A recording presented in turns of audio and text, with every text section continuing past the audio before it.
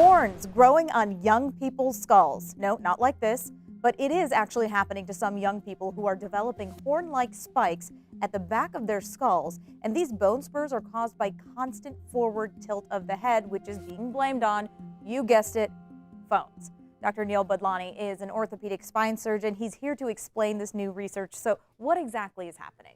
Yeah, what the study is describing is that people are spending too much time in a position where they are flexing their entire spine forward to look at computers or to look at phones.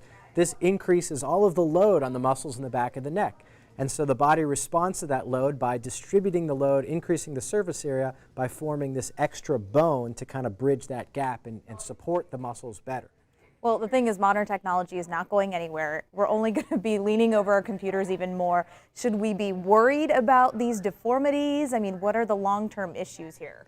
So the horn itself isn't something to be worried about. That's your body's response to the change in load. What we should be worried about is over time we're spending too much time putting pressure on the discs that support the spine. That could lead to degeneration of the discs, which could lead to pressure on the nerves, which could lead to problems that later on require surgery and other solutions. Okay, so it's a common problem called tech neck. What can we do to alleviate the pain?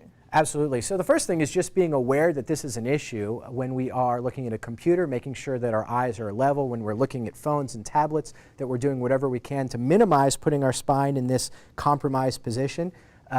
Exercise is a great thing to do. We got to add that to our regimen, make sure that we're doing exercises that are good for our body, low impact on our spine, and if it becomes a persistent problem, obviously there's medical solutions that we should think about. All right, Dr. Badlani, thank you so much.